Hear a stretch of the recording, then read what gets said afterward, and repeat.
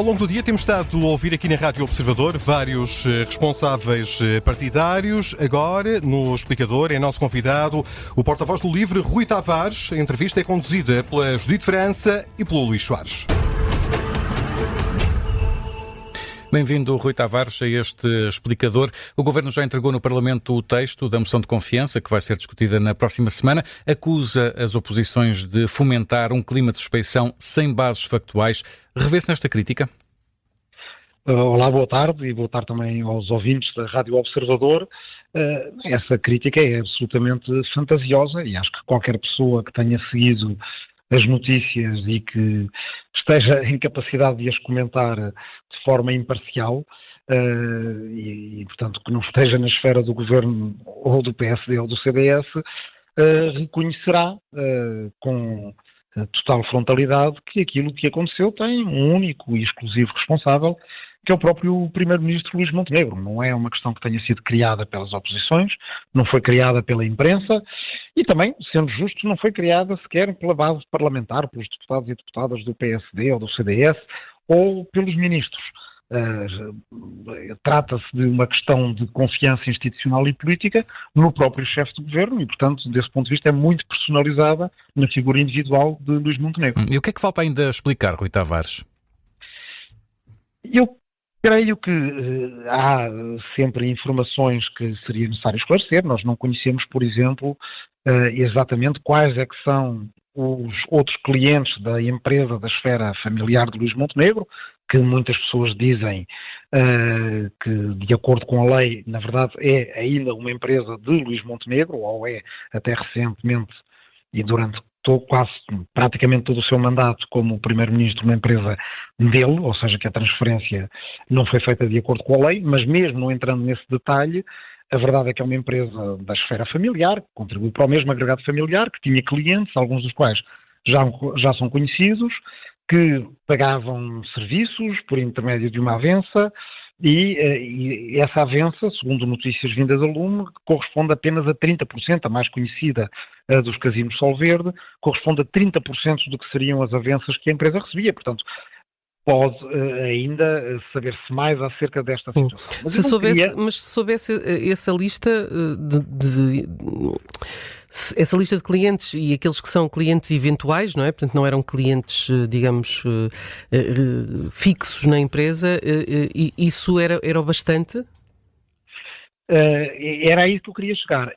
Para mim, pessoalmente, isso não mudava grande coisa em relação àquilo que já sabemos. E essa é a razão porque eu ontem, no debate da moção de censura, desafiei o Primeiro-Ministro a demitir-se, em vez de avançar para uma moção de confiança, e essa também é a razão pela qual, embora compreenda a intenção anunciada por vários partidos e já acionada pelo PS de iniciar uma comissão parlamentar de inquérito, devo dizer que tenho alguma distância em relação à ideia da comissão parlamentar de inquérito, por duas razões. Por uma, que é a principal, que é que a confiança institucional e política em relação ao Primeiro-Ministro, ela já não está cá. Ou seja, eu nunca fui da base de apoio de Luís Montenegro. O LIVRE é um partido que está na oposição, mas temos que ter uma relação de confiança institucional entre órgãos de soberania. E essa quebrou-se. A partir do momento em que ela se quebra, não há forma de a reconstituir. Eu acho que o Primeiro-Ministro já tomou escolhas erradas e já omitiu informação relevante ao Parlamento, que ainda por cima, numa espécie de esforço de tentar tapar o sol com a peneira, diz que nos deu, quando não deu. No debate da penúltima moção de censura, ele entrou por explicações em relação a terrenos de família, mas não falou daquilo que veio a ser revelado apenas por uma manchete do Expresso em relação às avanças. Portanto, não foi transparente com o Parlamento. Isto é uma coisa séria, é uma coisa grave, que quebra o laço de confiança entre Executivo e Parlamento. E, portanto, para mim, não preciso de esclarecer mais para saber que o laço de confiança se perdeu. Mas esse laço pode ser... Termino, Rui Tavares. Não queria apenas dizer que num regime parlamentarista eu não vejo da mesma forma a formação de comissões de inquérito como aquelas que acontecem nos regimes presidencialistas, em que a gente sabe que há um processo de impeachment do chefe do Executivo, que aí normalmente é o Presidente, e isso faz com que seja constituída uma comissão parlamentar que julga o chefe do Executivo. Nós estamos num regime parlamentar e no regime parlamentar as coisas são mais simples. Se o chefe do Executivo não tem a confiança da maioria do Parlamento, ele não pode continuar. E, portanto, acho que é essa a situação em que estamos agora. E tendo isso em conta, com novas eleições à vista, se porventura Luís Montenegro vencer as eleições e voltar a formar governo, esse laço e essa relação entre os órgãos de soberania fica restabelecido? Bem, esse é precisamente um dos grandes problemas que nós temos agora. É que Luís Montenegro, em todos estes passos de todo este caso, teve uma constante. Há, pelo menos, uma coisa que é constante nele. É que ele decide sempre de acordo com o seu interesse pessoal e individual, mais do que com o interesse do coletivo. Assim foi quando decidiu não fechar a empresa, assim foi quando decidiu manter a empresa, assim foi quando omitiu informação ao Parlamento. E este caso foi crescendo e agora percebe-se que ele não revelou toda a informação, porque se a revelasse teria ficado evidente mais cedo que ele não poderia continuar a liderar o governo, e assim foi também ontem. O primeiro-ministro poderia ter apresentado a sua demissão. Outros primeiros-ministros no passado, e basta ir ao passado recente de Portugal, apresentaram a demissão e deixaram... Mas havia uma investigação em curso nesse caso, uma investigação judicial. Está a falar de António Mas eu Costa. aqui não estou tanto a falar das origens do pedido de demissão, estou mais a falar das consequências do pedido de demissão. É que se Luís Montenegro se tivesse demitido, a bola passava para as outras instituições, para os outros órgãos de soberania, em particular para o Sr. Presidente. O Sr. Presidente da República teria a possibilidade, embora nós saibamos que ela não faz muito parte da sua doutrina, de procurar que se formasse outro governo com a maioria que já havia no Parlamento. E, portanto, aí Portugal não teria que ir para eleições. Poderia haver essa escolha. Faz parte,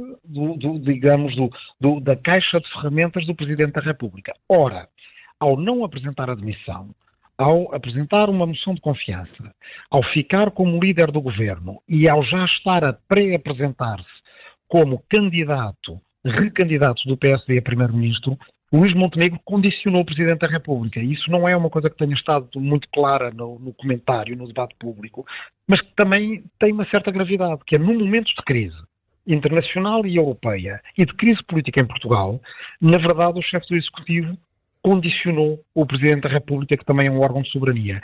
Obriga-o a ir para umas eleições antecipadas, nas quais essa questão que me colocou agora ela se vai colocar. Portanto, Luís Montenegro mas a questão é, Rui Tavares, se porventura... vai tentar fazer com que o povo é que diga se aquilo que ele fez foi uma violação do dever de exclusividade ou não. Mas caso o Luís Montenegro vença as eleições com a decisão dos eleitores, isso não relegitima o governo? É claro que é assim que Luís Montenegro vai apresentar, mas eu aí tenho uma pergunta a fazer aos nossos concidadãos. Ontem nós vimos que nenhum partido, para além daqueles que já compõem a base do governo, afirma manter a confiança em Luís Montenegro. Apesar da Iniciativa Liberal ter votado contra a moção de censura, mas não sabemos ainda como é que vai votar na moção de confiança, tudo indica que não vai votar a favor. Mas uma maioria absoluta do Parlamento não tem confiança no Primeiro-Ministro. Isso deixa-nos uma de duas hipóteses.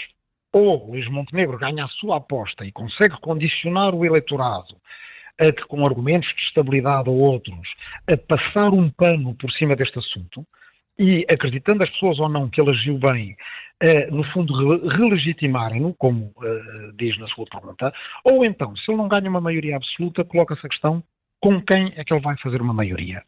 Não o PSD em geral, mas este Primeiro-Ministro em particular.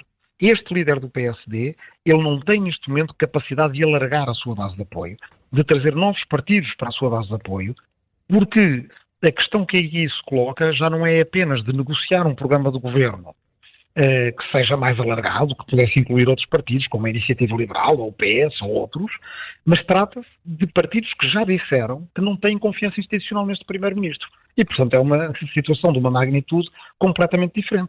E é perante esta escolha, que é uma escolha...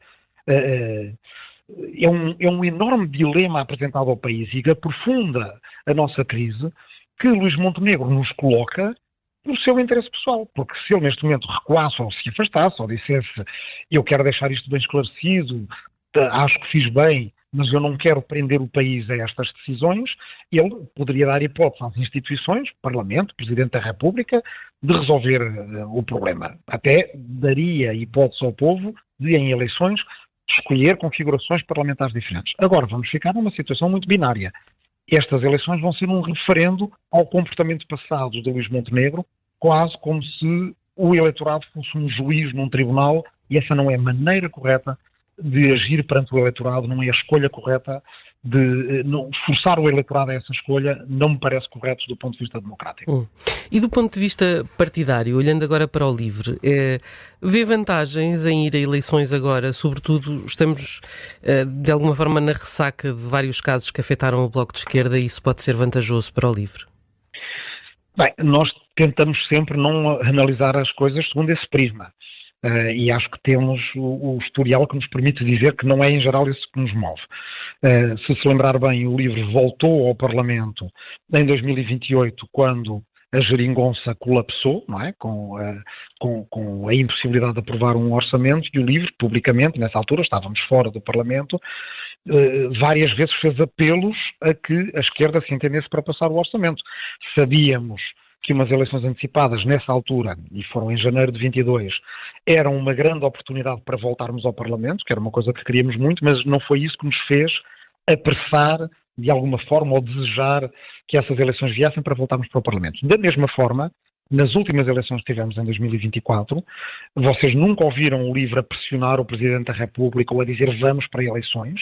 Até nos mantivemos, digamos, com um estatuto quase de observador em relação à questão de se formava governo com outro Primeiro-Ministro, se Mário Centeno era nomeado Primeiro-Ministro ou não, porque entendíamos que essa era uma tarefa para o Presidente, estava fora da nossa alçada, por assim dizer, e, como vocês sabem, aí o LIVRE passou de um deputado único para um grupo parlamentar, portanto as eleições para nós eram vantajosas. E espera voltar a subir, e espera voltar a ter mais deputados eleitos nas próximas legislativas?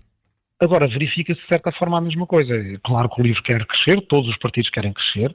Claro que nós achamos, olhando para o nosso trabalho, que fazemos um esforço para honrar a política em Portugal, para dignificar a democracia, e isso, nos tempos que correm, já não é dizer pouco.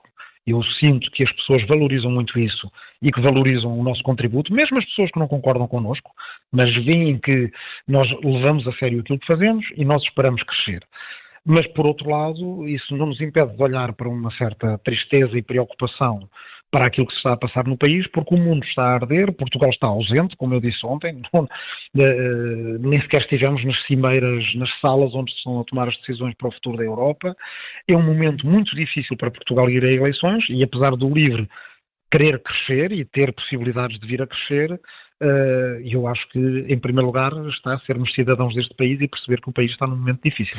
A mesma pergunta, mas agora ao contrário, porque sabemos que os eleitores normalmente culpam aqueles que os enviam para eleições, os obrigam a ir a eleições antes do tempo. Pode o LIVRE sair prejudicado por chumbar a moção de confiança? Nós estamos habituados a que as pessoas, concordem ou não concordem com o LIVRE, respeitem as razões por que fazemos o que fazemos, porque decidimos como decidimos, porque em geral as explicamos, não é? Quer dizer, de cara levantada às pessoas. A verdade é que ainda há umas semanas nós tínhamos uma relação institucional com o Primeiro-Ministro na ignorância de todos estes assuntos, que era uma relação normal de confiança institucional. O LIVRE combate as políticas do governo e não é por causa disso que vai rejeitar a moção de confiança. O LIVRE é contra uma série de coisas que a AD tem feito, mas não é por isso que deitamos o governo abaixo. Nós não estamos capazes de votar favoravelmente uma moção de confiança porque não confiamos institucionalmente no Primeiro-Ministro e, portanto, isso não é culpa nossa, é culpa do Primeiro-Ministro. Claro que todos esses elementos vão ser avaliados pela Assembleia do LIVRE, portanto o nosso Parlamento interno, que é onde em geral o grupo parlamentar vai ouvir opiniões para poder tomar a sua decisão, e portanto haverá um voto na Assembleia do LIVRE, mas pelas declarações que nós já tivemos a dizer que não temos confiança institucional no Primeiro-Ministro e pelo desafio que eu ontem fiz ao próprio Primeiro-Ministro para que ele se demitisse e poupasse o país a este momento de crise, fica claro que é muito difícil o LIVRE votar favoravelmente uma moção de confiança, independentemente do eleitorado nos vir a punir por isso ou não. Quer dizer, nós estamos conscientes das nossas razões e acreditamos que as pessoas entenderão. Rui Tavares, queria perguntar-lhe também se haveria alguma vantagem na esquerda se juntar em bloco para concorrer nessas legislativas, se faria sentido haver uma frente de esquerda, por exemplo, a concorrer às próximas eleições? Bem, em princípio, a lei eleitoral para as legislativas não incentiva a formação de coligações pré-eleitorais. É uma diferença grande em relação à lei eleitoral das autárquicas, na qual a lista que ficar em primeiro lugar tem o Presidente de Câmara, mesmo que os outros partidos tenham uma maioria, como aconteceu em Lisboa, não é? Quer dizer, Carlos Moedas, com a sua coligação, ficou em primeiro lugar, e a esquerda tem uma maioria de 10 vereadores contra 7, no entanto a esquerda não governa. A lei eleitoral das autárquicas é diferente da das legislativas e por isso o LIVRE tem sido sempre mais favorável a coligações em autárquicas, como vocês conhecem e sabem que temos feito negociações nesse sentido, do que em legislativas. Não quer dizer que uma análise da situação política não traga outras vantagens e desvantagens das coligações, mas em princípio as legislativas não aconselham, não incentivam os partidos a fazerem coligações. Irá cada um por si. Valemos mais em separados do que em conjunto, provavelmente, e em legislativas, como sabemos bem até pela experiência da Geringonça, é possível fazer coligações pós-eleitorais de uma maneira que em autárquicas não é possível. Rui Tavares, muito obrigado por ter estado no explicador desta tarde política. Rui Tavares, a porta-voz do LIVRE, obrigado pela sua disponibilidade. Até à próxima, obrigado.